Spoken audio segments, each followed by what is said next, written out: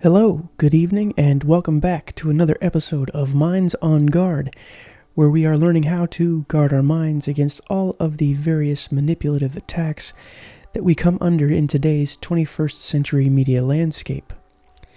Tonight, we are going to pick back up in our discussion of electromagnetic field radiation and its presence in our daily life, specifically regarding the effects of various digital technologies on our minds and bodies here in the 21st century.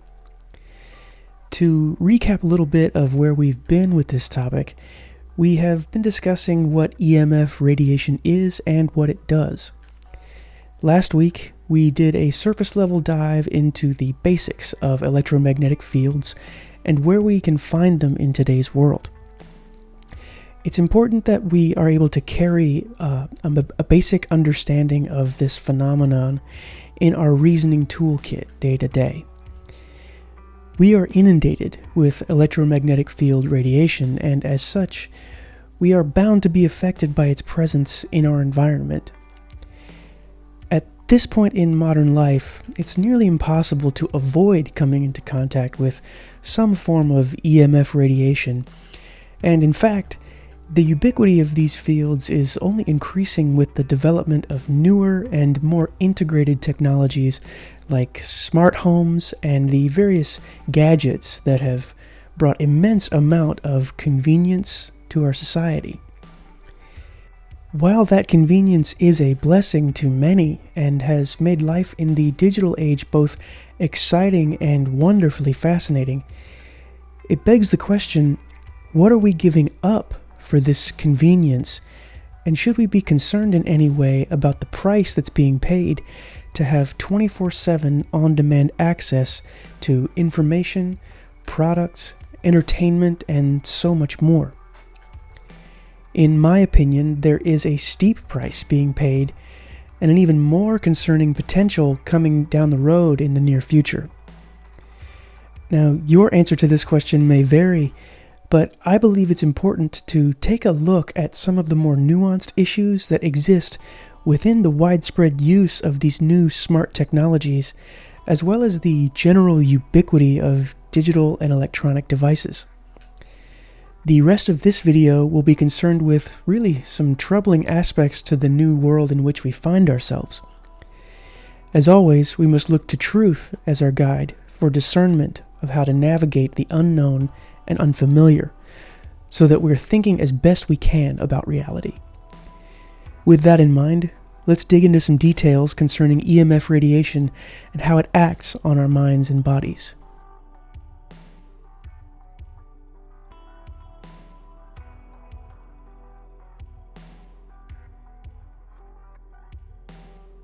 In our last video, we briefly looked at two distinctions which denote the main categories that EMF radiation is classified as. Recall that electromagnetic radiation, or EMR, consists of oscillating electric and magnetic fields that propagate through space, often modeled as waves. The frequency of a wave is defined by the number of wave cycles that occur per second and is measured in units of cycles per second, also known as hertz. The wavelength and frequency of a wave are inversely proportional, meaning that the longer the wavelength, the lower the frequency, and the shorter the wavelength, the higher the frequency. When this radiation propagates in any environment, it is called a field. A field in this context refers to any physical quantity which takes on different values at different points in space. Therefore, electromagnetic fields can be simply thought of as mathematical functions that describe the strength of the field and the direction of the field at different positions and times. Since electromagnetic radiation is made up of electromagnetic fields, it is common to describe radiation-emitting technologies as EMF sources. Common manufactured EMF sources fall within the radio wave and the microwave range. Specifically within this range, manufactured EMF sources can be categorized into two distinct frequency ranges: extremely low frequency EMFs and radio frequency EMFs. The extremely low frequency range consists of frequencies between 3 Hz and 3 kHz. Common sources include power lines, electrical wiring, and electrical equipment. Generally, the radio frequency range is defined as the range of frequencies between 3 kHz and 300 GHz, with common sources including smartphones, cell towers, radios, Wi-Fi, Bluetooth, any smart meters, microwave ovens, and Internet of Things devices such as door cameras and baby monitors. More and more awareness is being given to the effects of EMF radiation, specifically high doses over long periods of time. There have been studies which show that high-level exposure to this kind of radiation can lead to cancer and other kinds of really serious health issues. There are many stories of people developing what present as sort of unexplained autoimmune disorders after years of prolonged EMF exposure. I encourage people to investigate these stories and give some serious thought to the levels at which we expose ourselves to this kind of health risk. Most of these issues result from exposure to the RF range on the EMF radiation scales, which are, the 3 kHz to 300 GHz range.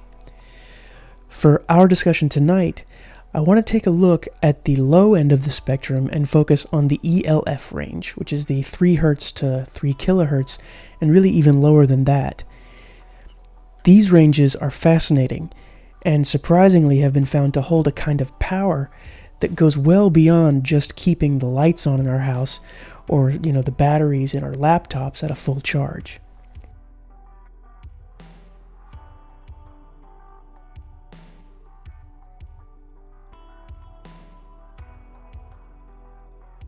One of the more common experiences that I seem to hear from people is the feeling that their digital devices are somehow listening to them in some pretty specific and very targeted ways.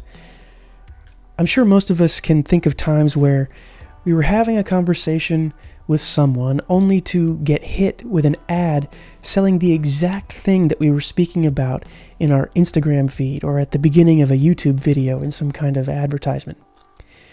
This kind of thing happens to me on a daily basis, but it's really only the most mundane version of this phenomenon. There has been a great deal of research done in order to understand how our devices keep tabs on us throughout the day. Whether it be through location services, or personalized experience features, or infrared camera functions, our smartphones are essentially a tracking device that is collecting and transmitting massive amounts of data about us to companies like Apple, Google, and Amazon at all hours of the day. In some circles, they're known as wearables, and I would encourage everybody to get familiar with that term, as it's likely to arise in the coming years. You'll probably see it more and more. One of the most easily accessible and comprehensive studies on this subject is the book The Age of Surveillance Capitalism by Shoshana Zuboff. Her work is deeply sourced and incredibly rigorous when it comes to understanding the new reality of big data. I highly recommend that resource, and it was her work that really began to help me get hip to the varied ways that our technology affects our daily life. In her book, Zuboff goes deep into the concept of a new market economy centered on human behavior. She highlights the fact that through the use of digital technology, human users are transformed into essentially harvest sites where data is collected and then sold to the highest bidder. The new market has developed in such a way where we see the major tech companies competing for our time and attention in order to maximize the profits that can be earned through the sale of the data that is found at every aspect of our human experience. Every thought, every movement you make, every feeling you have is able to be read through the EMF radiation that interacts with our biological environment, communicating back and forth to the digital servers, harvesting all that they can. Because of the massive amount of money that's available in this new market, think about the advertising revenue that is generated just from one person's biological data. The race to keep people hooked to the tech is running at full speed and moving even faster by the day. That race holds some pretty disturbing potentials within its operative mechanisms. How exactly are these companies able to keep us so hooked? We've mentioned the addictive components and the feeding into the dopamine receptor mechanisms of the human brain. Those kinds of things are definitely present in the designs.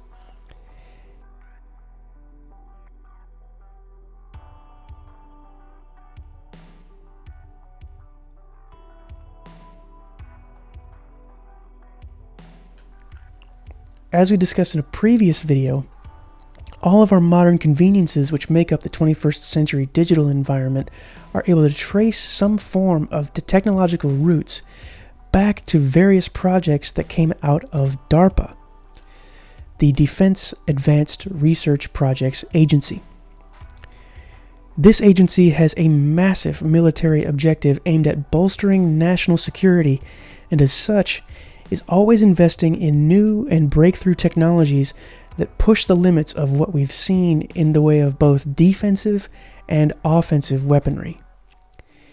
Because of the wide-ranging scope that DARPA projects cover, their work bleeds into the civilian world quite readily, almost as a byproduct of the massive amount of research and discovery being done there. While this has provided us with incredibly amazing new technologies that allow for an exciting digital landscape, I mean, without it, we wouldn't be able to have this conversation. I wouldn't be able to be making these videos and uploading them to the internet for you to watch. But we shouldn't forget that these technologies started as some kind of weapon development system. Now, this is not meant to scare anybody or incite any paranoia, but rather to call things what they are. And this makes me wonder that, given that DARPA covers such a wide range of tech, can we find any inventions or research that pertain to the effects of the extremely low-frequency EMF radiation, that range between 3 Hz and 3 kHz, even a little bit lower? Well, a search through the patent database on Google yields some surprising results. There are a number of patents that deal with this EMF radiation, and one that is particularly interesting is titled Nervous System Manipulation by Electromagnetic Fields from Monitors. It's a pretty wild title, to say the least. The abstract of this patent states that physiological effects have been observed in a human subject in response to stimulation of the skin with weak electromagnetic fields that are pulsed with certain frequencies near 1/2 Hz or 2.4 Hz, such as to excite a sensory resonance. So there, we see that observable effects can be seen in humans when exposed to that extremely low field radiation. Let's read further. Many computer monitors and TV tubes, when displaying pulsed images, emit pulsed electromagnetic fields of sufficient amplitudes to cause such excitation. It is therefore possible to manipulate the nervous system of a subject by pulsing images displayed on a nearby computer monitor or TV set. For the latter, the image pulsing may be embedded in the program material, or it may be overlaid by modulating a video stream, either as an RF signal or as a video signal. The image displayed on a computer monitor may be pulsed effectively by a simple computer program. For certain monitors, pulsed electromagnetic fields capable of exciting sensory resonances in nearby subjects may be generated even as the displayed images are pulsed with subliminal intensity.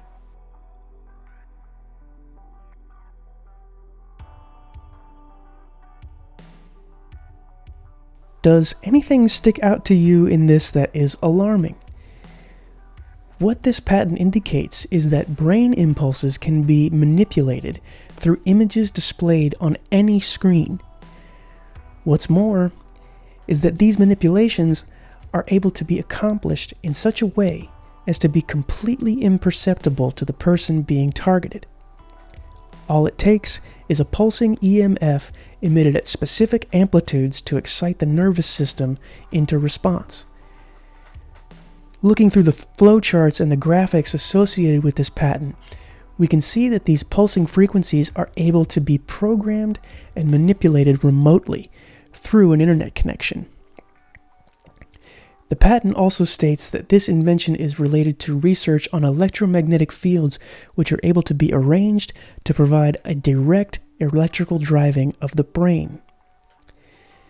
Through these pulsing fields, various emotions, behaviors, and impulses can be and are emitted from the brain to the point that observable action is taken in an outward manner. There are many results that can and are associated with this kind of electrical driving. These can be innocuous and even therapeutic.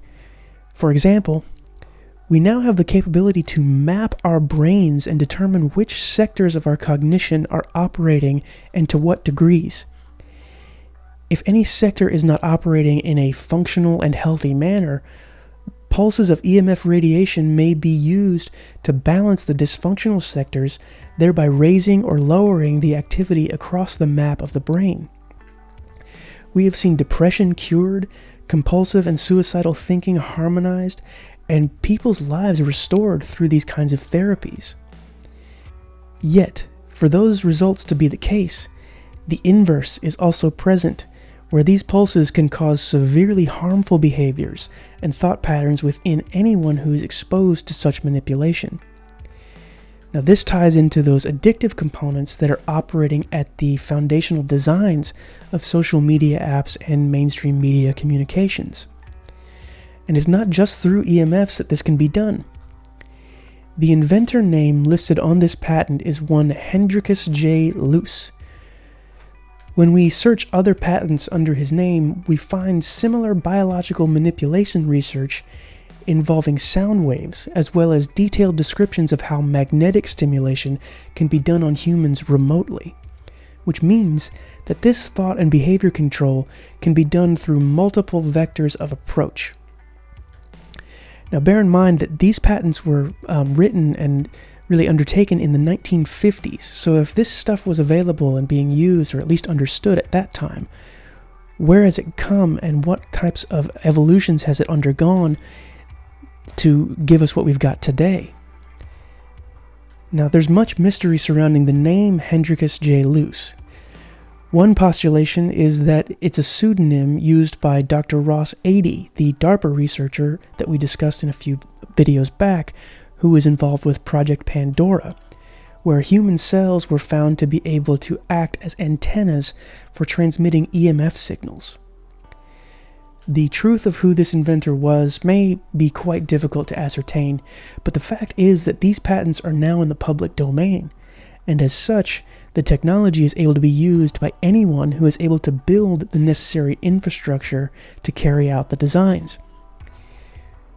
With the ubiquity of screens and monitors in our world today, this begs the question: are we being manipulated at a subliminal level through these devices in order to think and behave in ways that achieve goals of some remote controlling entity? Would we even know it if we were? Please leave any thoughts you may have in the comment section below, because I think that this is a topic that deserves discussion and investigation by as many people as possible. I hope that this video has been thought-provoking for you, and as always, check in on your loved ones, stay safe, stay diligent, and stay vigilant, keeping your minds on guard.